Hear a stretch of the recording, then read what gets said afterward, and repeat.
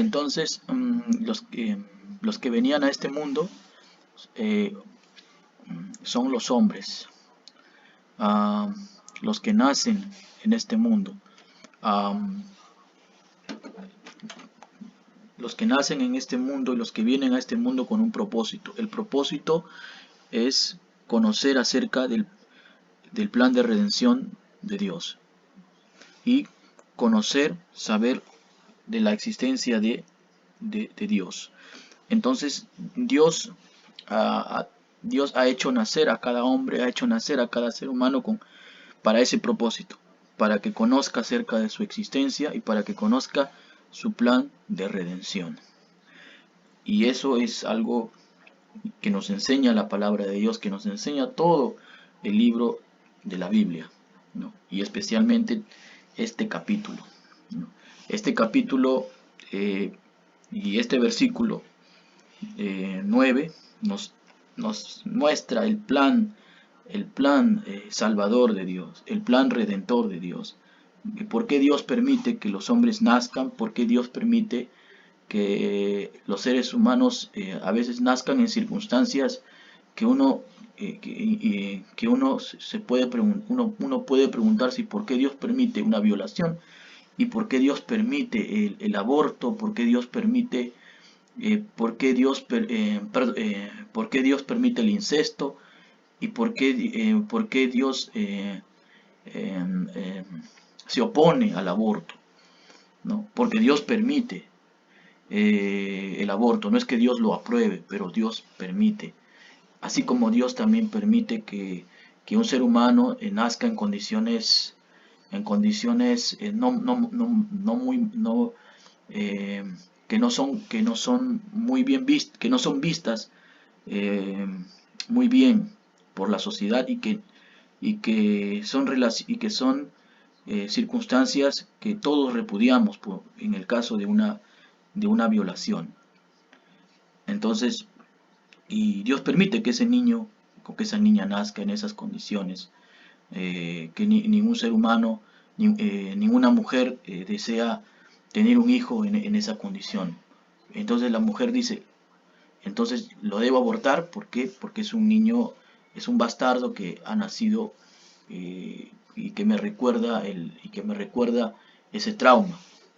Pero Dios está en control de la vida y Dios permite que aún esos niños que nacen en esas condiciones, en esas circunstancias repudiables, ¿no? Como es el caso de una violación, uh, y Dios quiere que aún esas personas nazcan para que conozcan su plan redentor, su plan salvador. Entonces Dios ha dado luz, ha dado entendimiento a todo ser humano, para que todo ser humano lo pueda conocer. Y Dios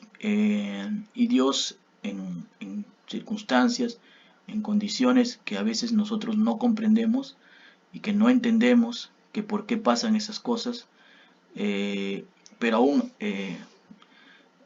aún la soberanía y aún la providencia de Dios están ahí en esas circunstancias. Entonces yo voy a ya cerrar. Gracias por haber acompañado en esta ponencia. Espero sus comentarios, sus likes. Solamente quiero que me acompañen a leer estos versículos. Estoy citando la Biblia en italiano, la Biblia en portugués y la Biblia en inglés. Porque me parece interesante la forma como estos traductores, como por ejemplo el caso de Giovanni Diodati, el caso de Ferreira, el caso de Almeida Ferreira y en el caso de los que tradujeron la King James, todos se apegaron al texto Receptus, todos se apegaron al texto base en griego y todos ellos se apegan y todos ellos concuerdan y se apegan a la 1865. ¿Por qué? Porque la 1865 tiene su raíz en el texto receptus, en el texto base en griego, en el texto mayoritario, en el texto recibido por los padres de la iglesia. Entonces, no es que ellos conocieron la 1865, la estudiaron y se dedicaron a profundizarlo. No, sino que ellos estudiaron y profundizaron el texto receptus, el texto griego, y por ende, pudieron apegarse a la misma versión en español, ya que la versión en español tiene su fuente en el texto griego, en el texto mayoritario, en el texto que usaron los padres de la iglesia y por ende los apóstoles. Entonces la nueva Diodati en el versículo 5, bueno, ¿quién fue Diodati? Fue un traductor, fue un reformador del siglo XVII que tradujo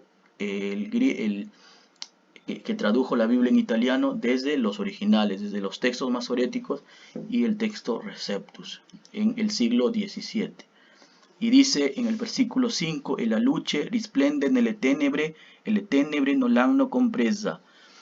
Miren, compresa significa comprender. No dice en ningún momento prevalecer. En ningún momento. No. Y Almeida, la Almeida corregida fiel, dice en el versículo 5, y la luz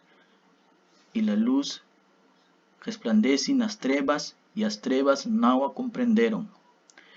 Claramente también dice aquí, comprendieron, comprender.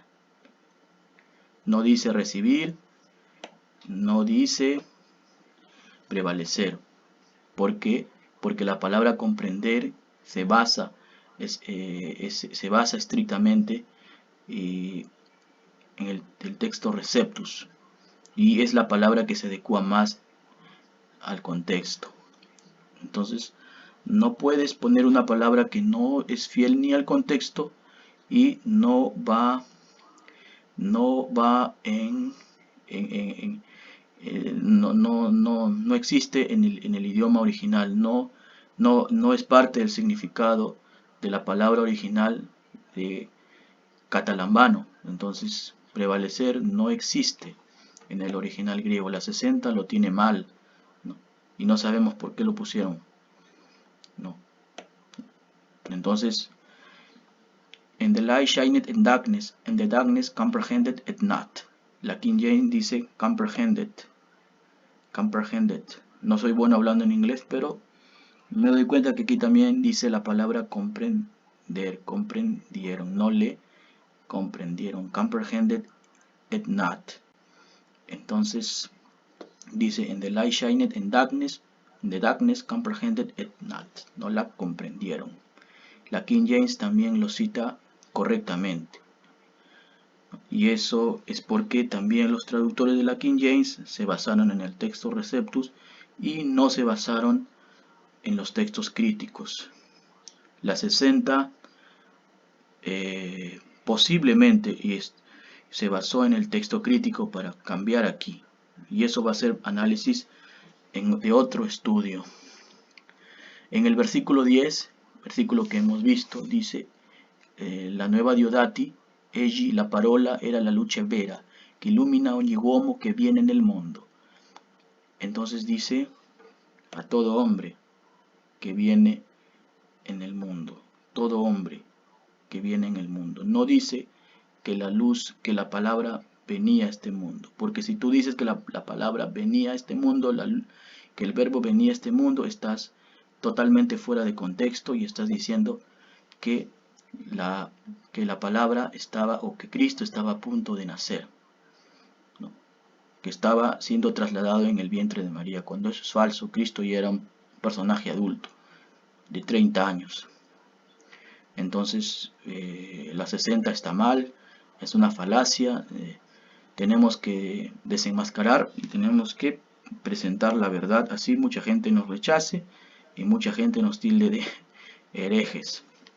Dice la Almeida corregida fiel, Ali estava a luz verdadeira que ilumina todo homem que vem ao mundo. También a todo hombre que viene en el mundo, a todo hombre que viene en el mundo, que viene en el mundo. Entonces los que vienen en el mundo son los hombres. Los que nacen en este mundo son los hombres, que nacen con el propósito de conocer el plan redentor de su Salvador y de conocer de la existencia de el Salvador. Entonces, también la Almeida lo tiene correcto. Dice la King James, that was the true light which lighted every man that came into the world. Entonces dice a todo hombre que viene en el mundo. La King James también lo tiene bien. Every man that came into the world. También lo tiene bien. Y es que también la King James se basa en el texto Receptus. That was the true light which lighted every man that came into the world. A todo hombre que viene en el mundo. Entonces, qué importante que las demás traducciones respalden nuestra Valera 1865. Y si trajemos la Biblia de Lutero, y si traemos la Biblia en ruso, o traemos la Biblia en rumano, tienen el mismo texto de la 1865, ¿no? Entonces, porque todos estos traductores eran personas temerosas de Dios, eran personas que amaban la palabra de Dios con todo su corazón y no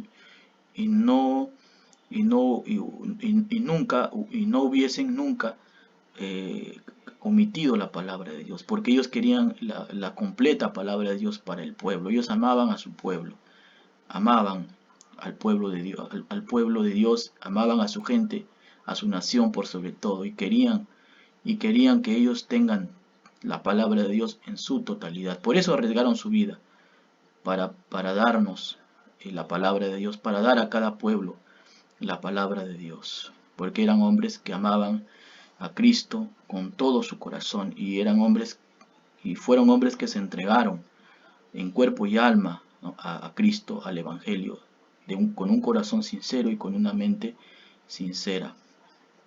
Entonces, yo ya me despido, espero sus comentarios. Si tienen alguna opinión, me lo escriben acá.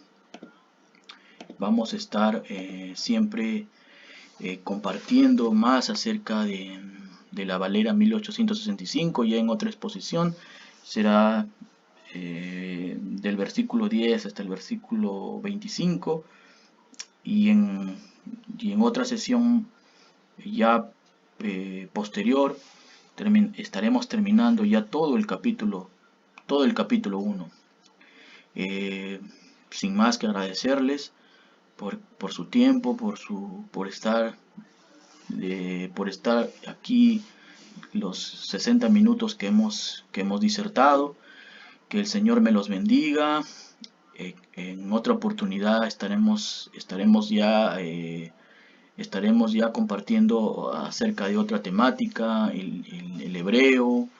Podemos estar compartiendo un tema que sería muy bonito, por ejemplo, acerca de estudiar ya la lengua griega en sí, la gramática griega. Quién sabe, no podemos estudiar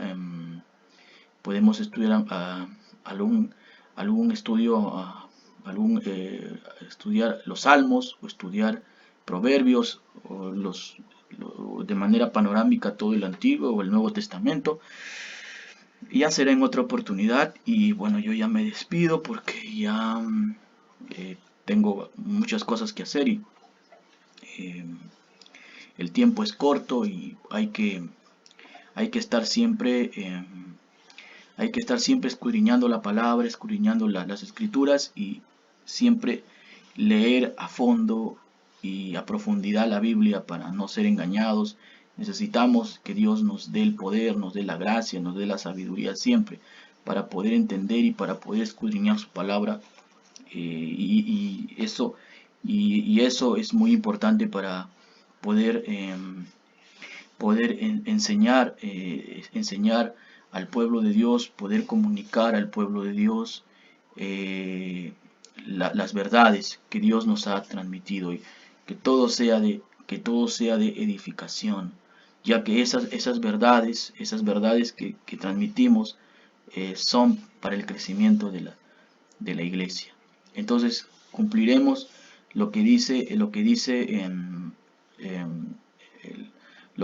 Pablo a Timoteo, que el varón el obispo tiene que ser apto para enseñar, estar debidamente preparados para enseñar al pueblo, ya que es un pueblo que está ansioso por conocer, por crecer en el conocimiento de Dios, pero hay que estar verdaderamente preparados, hay que amar al pueblo de Dios y amar la palabra para que el pueblo de Dios pueda ser verdaderamente edificado y no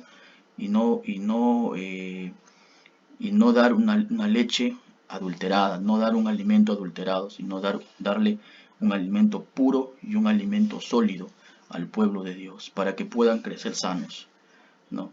Y para que no caigamos en el error que están cayendo muchos líderes, muchos pastores. Oremos por ellos, pero no caigamos en el error que caen muchos, ¿no? Por no perder miembros, por no perder membresía, simplemente no le dicen la verdad a sus feligreses, no le dicen la verdad a los hermanos, y muchos hermanos están creciendo con la idea torcida, ¿no? de que tal Biblia es la palabra de Dios, cuando la palabra de Dios es una, ¿no? Es una. Entonces tenemos la 1865, tenemos la 1602 y tenemos la 1569, ¿no? Y eso es nuestra fuente, la 1865, ¿no? Decirle la verdad al pueblo, ¿no? Que tal Biblia o tal libro que se hace llamar la Biblia no es la palabra de Dios. Puede contener versículos o puede contener partes, no, pero la palabra de Dios es íntegra, la palabra de Dios es total, la palabra de Dios nunca es adulterada.